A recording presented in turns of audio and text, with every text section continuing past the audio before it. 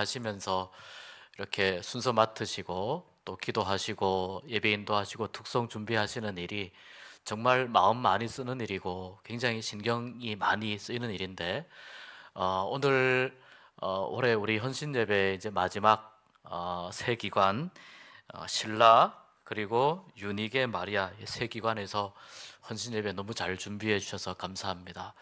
우리 세 기관 다시 한번 축복하면서 하나님께 영광의 박수 올려드리겠습니다. 옆에 분 보시면서 인사 한번 하실까요? 당신을 보니 행복합니다. 네. 한 번 더 축복하시겠습니다. 하나님께서 당신을 기뻐하십니다. 하나님의 기쁨이 되는 우리가 될 수 있었으면 좋겠습니다. 오늘 신라, 유니게, 마리아 이 성경의 이 세 인물들을 이제 어쨌거나 우리가 세 기관이 함께 연합해서 헌신 예배를 준비하는데 이 세 인물들에 대해서 말씀을 준비하면서 이 세 인물이 어떤 공통점이 있나라는 생각을 해보았습니다. 사도행전 읽었고요, 디모데후서 읽었고, 누가복음 이렇게 읽었습니다. 사도행전 여러 번 읽으시면서 그런 생각 혹시 드신 적이 있습니까? 신라는 한마디도 안 하네, 이런 생각 드신 적 있습니까? 바울만 이야기하고요, 신라는 아무 이야기도 안 해요. 신라가 언어 장애가 있었다는 성경의 기록이 전혀 없어요. 바울이 신라를 동역자로 선택해서 2차 전도 여행 때부터 함께 사역을 했거든요. 그때부터 이 신라는, 바울과 신라는 제가 초등학교 때부터 들었던 다윗과 요나단의 버금가는 단짝이었습니다. 너무나 협력하는, 동역하는 그런 사이인데 이 바울과 신라의 이야기를 들으면서 바울이 이렇게 이야기했고 이렇게 이야기했고 이렇게 이야기했는데, 제가 지금 저도 신앙생활 한 지 좀 됐습니다. 좀 됐는데 이렇게 쭉 지나오는 동안 신라가 어떤 이야기 했다는 이야기는 제가 들어보질 못했습니다. 유니게 또 말씀을 통해서, 유니게는 디모데후서 1장 거기에만 언급이 됩니다. 디모데후서 1장. 그리고 마리아는 성경에 여러 마리아가 있습니다.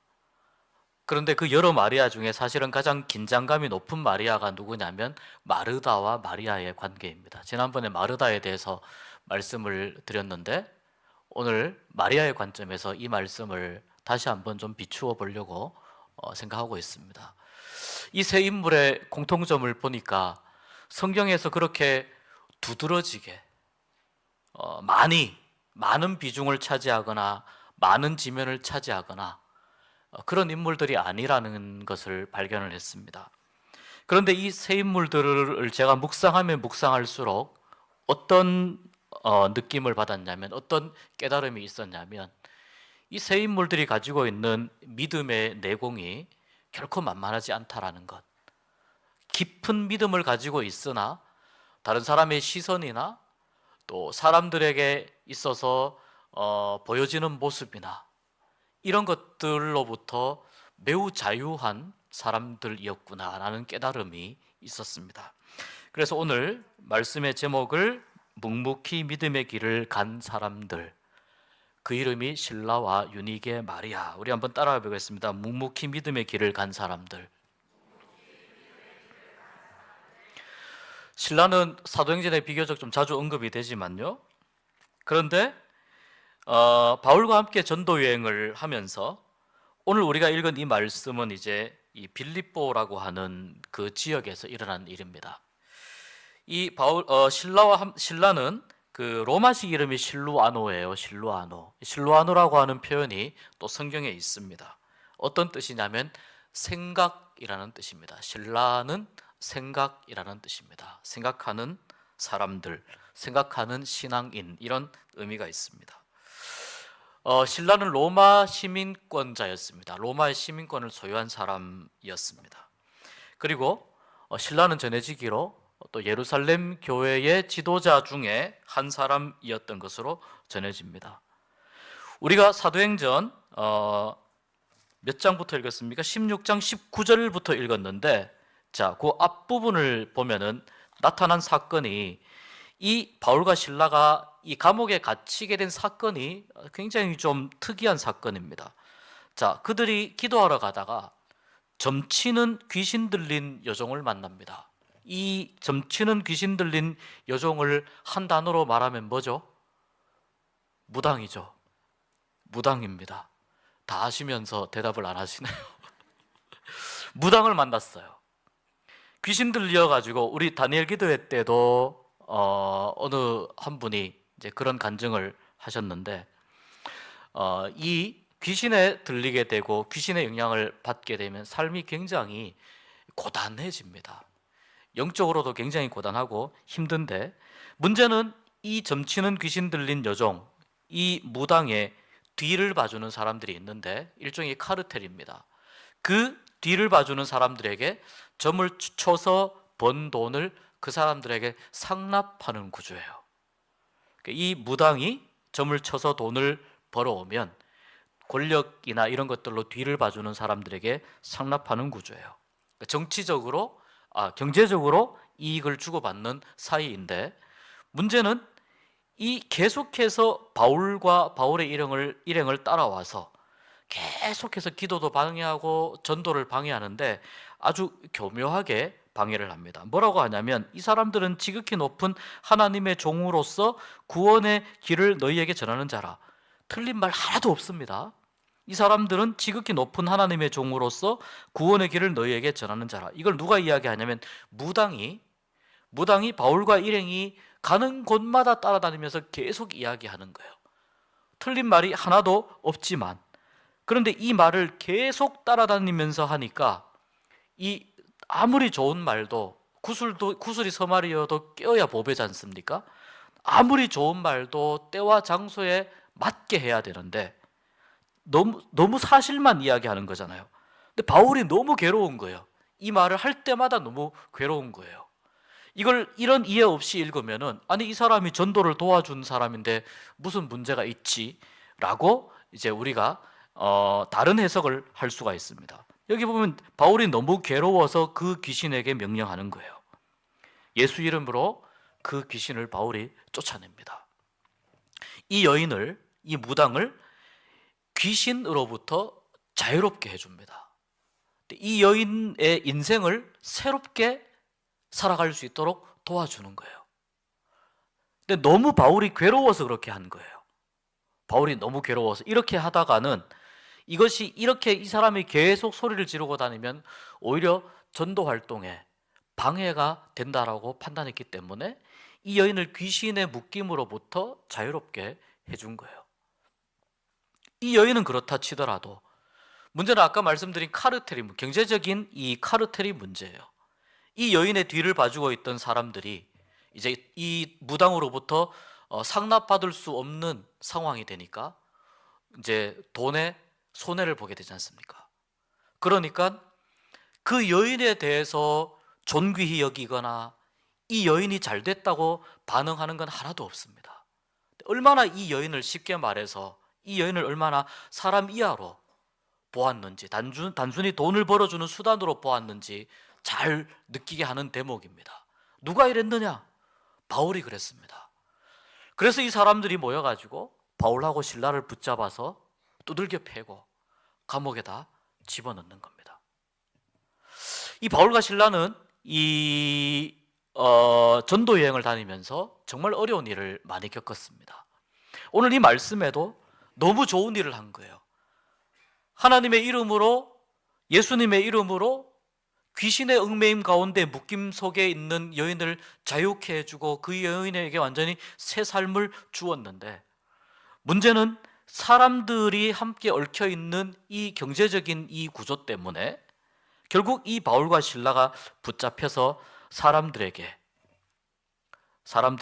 두들겨 맞고, 그리고 고발당하고 우리의 좋은 풍속을 해치는 사람이다, 바울과 실라.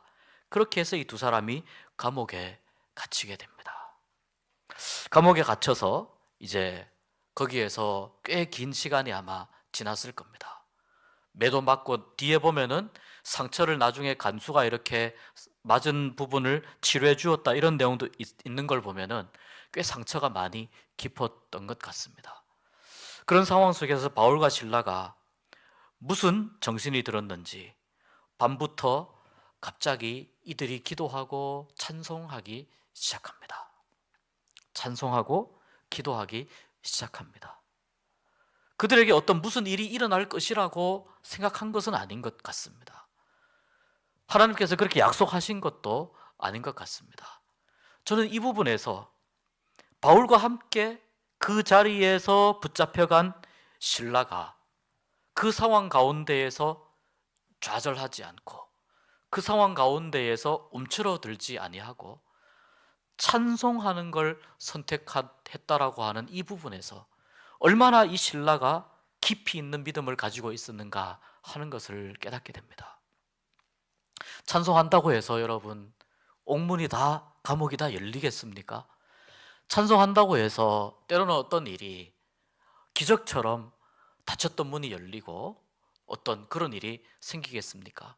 모든 일에 있어서 그렇게 생기진 않습니다. 그런데 바울과 실라는 찬송하면서, 이들이 찬송을 선택한 이유는 하나님께서 그 다음에 어떤 일을 해주실 것이라고 하는 기대도 있었겠지만, 바울과 실라가 찬송을 선택한 이유는 지금 이렇게 주의 복음을 전하고 한 여인을 귀신의 묶임으로부터 자유롭게 한 이 일 때문에 오해를 받고 또 요셉처럼 누명을 써서 감옥에 갇혀 있지만, 그들은 이 상황 가운데에서도 하나님을 찬송하는 일이 우리의 마땅한 도리라고 생각을 했던 것입니다. 어떤 상황 속에서도 우리 그런 찬양이 있잖아요. 나는 어떤 상황에도 예배하네 라는 찬양이 있잖아요. 어떤 상황에 있든지 간에 나는 하나님을 바라보는 사람, 나는 하나님을 예배하는 사람, 나는 하나님을 찬양하는 사람. 이 분명한 믿음의 기준과 깊이 있는 그 믿음이 있었기 때문에 그들은 비록 자기들의 손과 발이 쇠사슬에 묶여서 꼼짝할 수 없는 상황 속에서도 자유로운 입을 가지고, 그리고 주위의 간수들과 함께 묶여있는 죄수들이 얼마나 이상하게 쳐다보았겠습니까? 저게 뭐 하는 짓이냐? 그런데 우리나라에도 사실은 그런 경우들이 꽤 있었다는 겁니다. 우리나라에도 일제시대에 독립운동하는 그 중심에 얼마 되지 않는 기독교인들이 아주 주도적인 역할을 했었습니다. 감옥에 갇혀서 그들이 독립운동을 했다는 이유로, 3.1 만세운동을 불렀다는 이유로 그들이 감옥에 갇혀서 있을 때에, 그때 서대문 형무소에서 유관순을 비롯해서 노래를 부릅니다. 찬양을 부릅니다. 하나님께 기도를 합니다. 우리나라에도 그런 일들이 있었습니다. 물론 그때 서대문 형무소는 문이 열리지 않았습니다. 그런데 하나님께서는 이 상황 가운데에서 바울과 실라의 찬송과 기도를 들으시고, 바울과 실라의 찬양을 들으시고, 바울과 실라를 하나님께서는 복음의 증인으로 더 사용하시기 위해서 특별한 일을 하시기로 결정을 하십니다. 우리가 때로는 나의 손과 나의 발이 자유롭지 못한 상황에 처해 있을 때에, 내 삶이 자유롭지 못한 상황 가운데에 있을 때라 할지라도 우리가 하나님을 찬송하고 하나님을 예배하는 사람이라고 하는 이 본연의 믿음의 자세를 우리가 유지하면 하나님께서 우리 삶 가운데에 궁극적으로 우리 삶 가운데에 선한 일을 행하실 줄로 믿습니다. 오늘 이 바울과 실라가 찬송하는 그 대목에서 하나님은 특별한 일을 행하기로 하십니다. 그 감옥에 지진이 일어나고요. 그리고 그 감옥의 옥문이 다 열리게 되고요.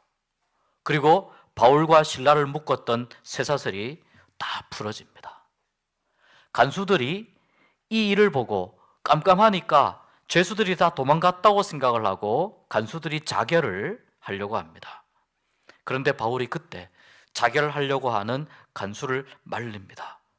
자결하지 말라고, 우리가 지금 다 여기 있다고, 도망가지 않고 여기 있다고 이야기를 합니다. 그러자 이 간수가 바울과 실라가 그 안에 있는 것을 확인을 하고 그 사람들에게 가서 그들을 데리고 집으로 가서 우리가 어떻게 해야 구원을 받으리까? 무슨 뜻입니까? 우리가 어떻게 해야 당신들이 감옥에 갇혀서 노래를 불렀던 그 하나님을 만날 수 있겠습니까? 우리가 어떻게 해야 노래를 부르는 그 하나님이 감옥 문을 열어주고 쇠사슬을 풀어준 것처럼 어떻게 해야 우리가 그 하나님을 만날 수 있겠습니까? 바로 이 질문이에요. 그때 바울이 대답합니다. 주 예수를 믿으라. 그리하면 너와 내 집이 구원을 얻으리라. 이 말을 듣고 그 간수의 온 가족이 함께 나와서 예수님을 믿고 세례를 받고 구원받는 역사가 나타나게 됩니다. 오늘 이 말씀을 보면은 실라가 어떻게 했다는 이야기는 하나도 없어요. 그런데 여러분, 저는 오히려 바울이 실라와 함께 있었기 때문에 믿음의 동력자와 함께 있었기 때문에 바울이 더 큰 힘을 얻었으리라고 저는 믿습니다.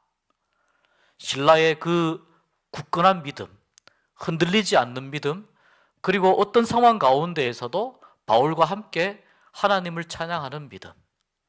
두세 사람이 내 이름으로 있는 곳에는 나도 그들과 함께 있다고 말씀하신 예수님의 그 말씀처럼 비록 감옥 가운데에 갇혀 있지만 바울과 실라가 함께 마음을 모아 하나님을 예배하는 그 상황 가운데에서 하나님께서 피할 길을 내시고 감옥 문을 여시고 그들로 하여금 복음을 전할 수 있는 새로운 길로, 그리고 새로운 구원의 역사로 이끌어 주신 것입니다.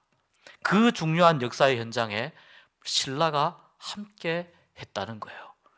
그 이후로도 바울과 실라는 계속해서 주의 복음을 전하면서 함께 정말 성경에서 나오는 기가 막힌 콤비와 동역자로서 바울과 실라는 계속해서 복음을 전하게 됩니다. 비록 성경에서 드러나지 않고 더 두각이 나타나지 않고 실라가 어떤 설교를 했는지, 실라가 어떤 가르침을 베풀었는지 우리는 그 내용을 자세하게 알 수 없지만, 그러나 묵묵히 자기에게 주어진 이 믿음의 길을 결코 바울과 비교하지 아니하고 자기 자신의 믿음과 자기 자신의 신앙 고백으로 그렇게 하나님 앞에 믿음의 사람으로 서고자 했던 그 실라 때문에, 그 실라 덕분에 바울과의 이 동력이 더욱더 큰 은혜와 큰 열매를 맺게 된 줄로 믿습니다. 이것이 실라가 가지고 있는 놀라운 믿음의 저력입니다. 유니게를 잠깐 볼까요? 유니게는 디모데후서에 보면은 디모데의 어머니이고 로이스의 딸로 나옵니다.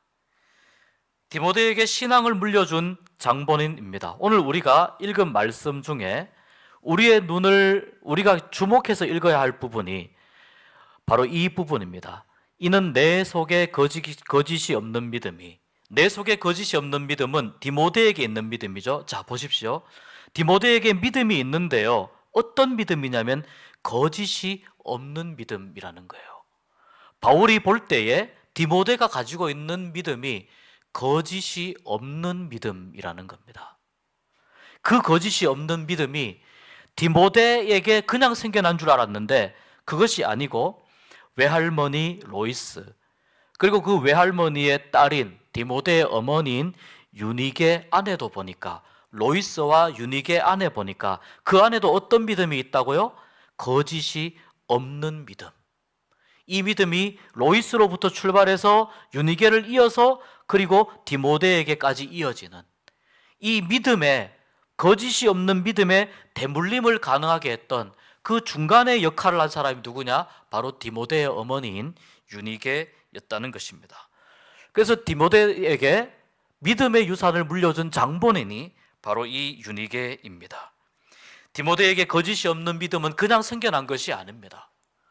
외할머니 로이스와 어머니 유니게를 보면서 디모데는 외할머니의 믿음, 어머니의 믿음, 나도 그 믿음을 본받아야 되겠다, 그렇게 믿고 보면서 생활하면서 그 믿음을 따라가고자 했을 때에 이 거짓 없는 믿음이 디모데에게 그대로 전수되었습니다. 어떻게 이 믿음이 전수될 수 있었을까요? 원래 유대인들의 신앙교육은요, 어머니를 중심으로 이루어집니다. 어머니가 아이들의 신앙교육을 주도해서 가르치고, 이것이 오늘날까지 2000년 가까이 이 유대인들이 나라 없이, 국가 없이, 영토 없이 전 세계 디아스포라에서 떠돌면서 다니면서도 유대인의 정체성을 지키면서, 그리고 그 속한 지역 사회와 국가에서 거기에서 적응하면서 살 수 있었던 가장 큰 이유를 많은 학자들은 바로 이 어머니를 중심으로 하는 신앙교육에 있다고 이야기를 하는 거예요. 이 신앙교육이 물론 성경에 있는 신명기라든지 이 모세 오경에서부터 비롯되는 거기에서부터 나오는 이 신앙교육의 원리가 있습니다. 그러니까 이 유니게는 어떤 사람이냐? 바로 유대인들의 오랜 전통인 이 신앙교육의 중요한 논리를 그대로 꿰고 있었던 사람이었습니다. 어려서부터 디모데는 성경을 알았습니다. 어머니 때문에 알게 된 것이죠. 유네게가 어려서부터 디모데를 하나님의 말씀으로 성경으로 양육했기 때문에 디모데가 어려서부터 성경을 알았다, 그렇게 바울에게 인정을 받습니다. 처음에 이들은 아마 그리스도인이 아니었을 겁니다. 그리고 이들은 처음에 유대교적인 배경을 가진 유대인들로서 아마 성경을 알던 사람들이었을 겁니다. 그런데 시간이 지나서 히브리인으로 구약의 하나님만 알고 있었는데, 점점 시간이 지나고 나서 예수 그리스도에 관한 이야기를 듣고 복음을 들은 이후에 보니까 구약에 나타난 하나님께서, 구약에서 나온 많은 하나님의 아들에 관한 이야기가 예수님에 관한 말씀이라는 것을 알게 되고, 그리고 그 예수님을 하나님께서 이 땅에 보내시고 구약에서 말씀하신 그 내용이 예수님에게서 성취되었다고 하는 것을 깨달으며, 이 로이스와 유니게는 유대교적인 배경을 가진 유대인들이었지만 유대인으로서 그들은 예수 그리스도를 믿기로 결단합니다. 왜? 하나님의 복음이 예수 그리스도를 통해서 완성되었다는 것을 확인했기 때문입니다. 이것을 확인할 수 있었던 이 놀라운 이 신앙의 눈은 바로 거짓이 없는 믿음에서부터 출발하는 거예요.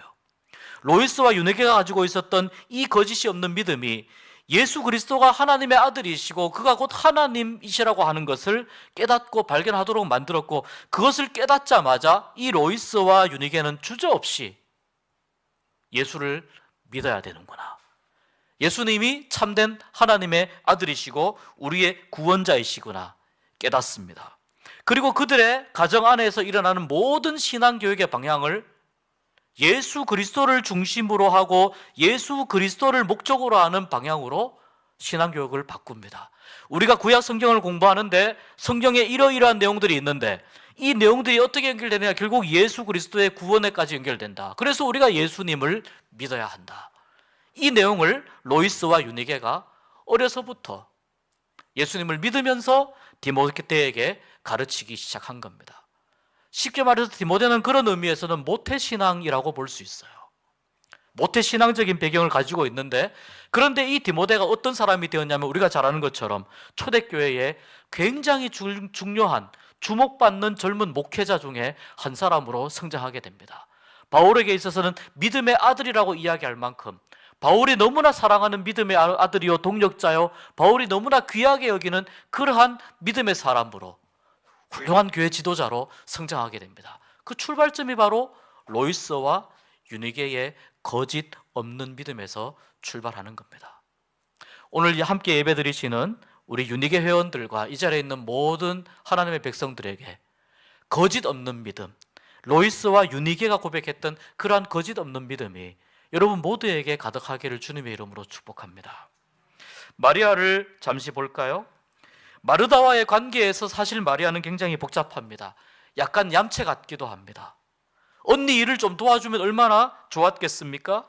그러한 마음으로 사실 열심히 마르다가 일을 하다가 예수님께 마리아에 대한 이야기를 언급한 것입니다. 참 재미있는 것은요, 마르다는 마리아가 어떻게 하는지 봅니다. 그런데 마리아는 정말 얌체라고 느껴질 만큼 마르다가 어떻게 하는지 보지 않습니다. 여러분, 지난번엔 제가 마르다의 관점에서 말씀을 드렸는데 이 마르다의 헌신과 섬김이 얼마나 중요한가에 대해서 말씀드렸는데, 오늘 제가 드리고 싶은 말씀은 마리아를 중심으로 해서 좀 보고 싶습니다. 마리아는 예수님을 누가 초대했냐면 마르다가 초대를 했어요. 마르다가 예수님 일행을 초대했기 때문에 마르다는 책임감이 있는 거예요. 그래서 예수님의 일행을 정성스럽게 대접해야 할 책임감과 의무감을 가지는 겁니다. 그런데 마리아는 마르다 언니가 예수님을 초대해서 우리 집에 왔는데, 예수님이 우리 집에 오신 목적은 마르다가 초대해서 오기도 했지만 예수님께서 말씀을 가지고 우리와 함께 교제하기 위해서 오셨다고 하는 것을 알게 됩니다. 깨닫게 됩니다. 그래서 예수님이 오신 목적이 무엇인가, 그것을 파악을 하고 예수님에게 주목하고 예수님에게 집중하기 시작합니다. 마르다의 손님 접대가 결코 헛되다는 뜻이 아닙니다. 마리아의 관점에서 우리는 예수님과의 교제가 우선되어야 한다는 것을 깨닫습니다. 마르다가 예수님 일행을 초대한 것으로 보아서 마르다는 아마 예수님과의 관련이 있었을 수가 있습니다. 예수님을 좀 알았을 수 있습니다. 그런데 마리아는 예수님의 방문을 통해서 그 말씀을 들었을 수 있습니다. 추후에 이 마르다, 마리아, 그리고 이들의 오빠인 나사로, 이 삼남매와 예수님은 나중에 굉장히 긴밀한 교제를 가지게 되고요, 마리아는 나중에 예수님의 말씀을 듣고 나서 자기가 가지고 있었던 그 향유를 가지고 요한복음 12장에 그 향유를 예수님의 발에 부으면서 예수님으로부터 나의 장례를 준비한 사람이라고 하는 칭찬을 듣게 됩니다. 마리아의 관점에서 예수님의 칭찬을 들었던 가장 큰 이유 중에 하나는 뭐냐면, 마리아의 시선이 다른 사람에게 있지 않고 예수님께 고정되어 있었기 때문입니다. 신라 또한 바울과 자기 자신을 비교하지 않았습니다. 유니게 그 마음속에 거짓 없는 믿음으로 디모데가, 아까 우리 권 집사님 기도하신 것처럼 우리 신라와 유니게와 마리아는 지금 자녀들을 양육하는 또 그런 과정 가운데 있는 대부분 그런 기관이지 않습니까? 그러다 보니까 다음 세대에 대해서 관심을 가지게 되고, 그 과정 가운데에서 누구보다도 유니게는 자녀인 아들인 디모데의 신앙교육에 관심을 가졌던 사람인 것이죠. 이 세 사람의 공통점은 초대교회에 있어서 매우 비중 있는 자리에 있었거나 탁월한 리더십을 보인 것은 아니었다는 것입니다. 그러나 없어서는 안 될 매우 중요한 역할을 감당했습니다. 바울의 탁월한 동력자이고 디모데라고 하는 걸출한 교회 지도자를 길러낸 인물로서의 어머니 유니게, 그리고 예수님의 발에 향유를 부으면서 예수님의 장례를 준비한 그 이야기는, 이 마르다의 아름다운 헌신과 섬김은 오늘날에 이르기까지 성경을 읽는 모든 사람들에게 이 귀한 이야기가 전해져 오고 있습니다. 모든 사람은요, 저마다 가야 할 신앙의 길이 있습니다. 하나님께서는요, 얼마나 많은 것을 맡겼느냐로 하나님께서는 판단하지 않으세요. 하나님께서는 얼마나 나에게 집중했느냐를 가지고 우리를 평가하시는 거예요. 얼마나 대단한 큰 일을 했느냐, 얼마나 위대한 일을 했느냐. 목회자들 사이에서도 어느 작은 개척교회를 오랫동안 섬기다가 그렇게 은퇴하신 분은 작은 일을 감당한 것이고, 대형교회를 섬기다가 은퇴한 목사님은 큰 일을 감당한 것입니까? 하나님의 관점에서 볼 때에는 주어진 그 자리에서 얼마나 하나님을 사랑하면서, 얼마나 하나님께 집중하면서 주어진 그 자리에서 하나님을 찬양하고 예배하고 주어진 그 길을 묵묵히 걸어갔느냐, 이것이 하나님의 가장 큰 관심사입니다.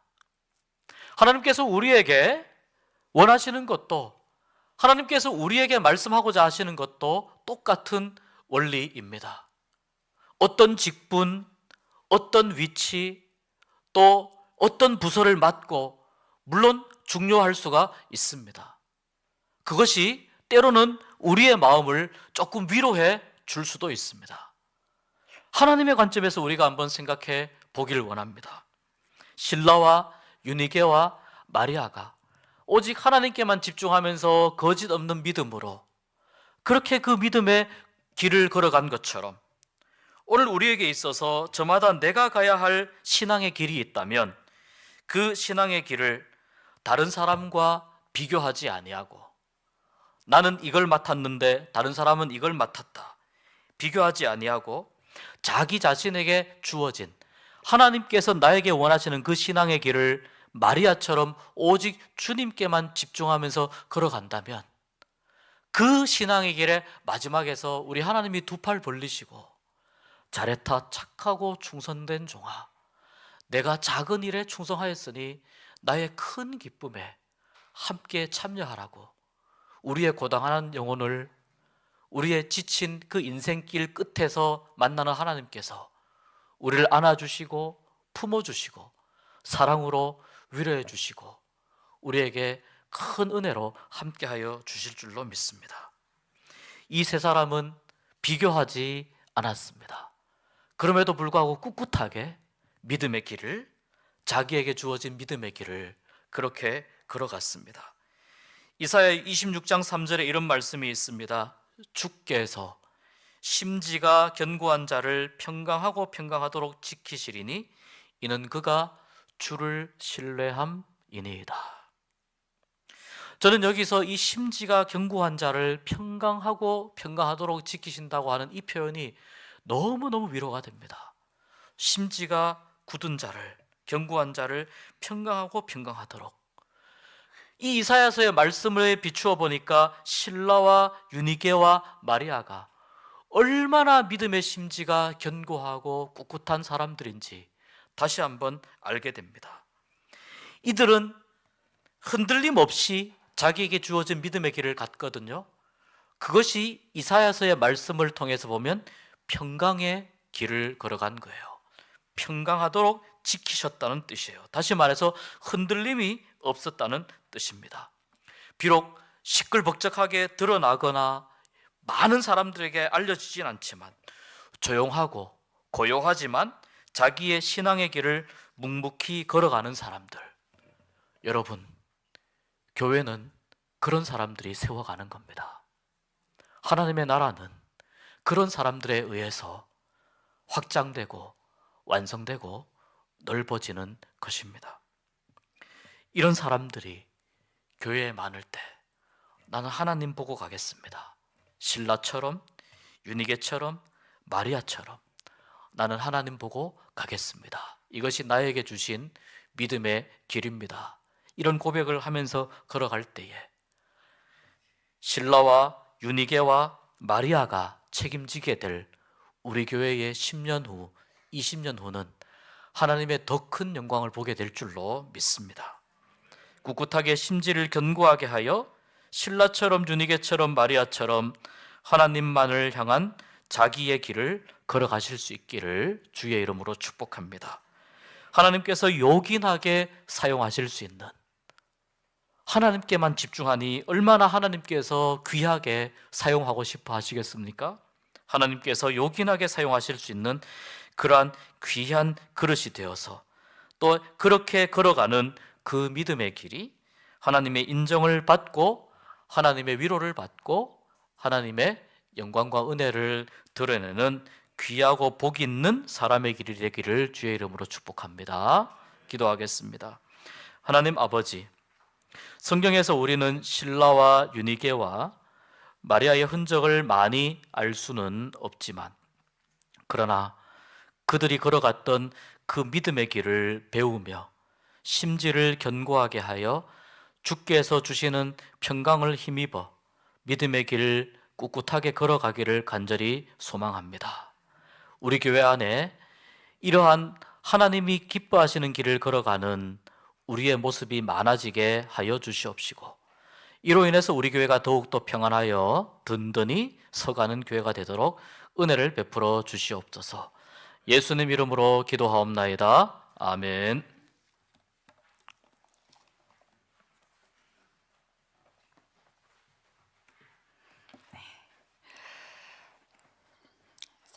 304장 찬양 드리시면서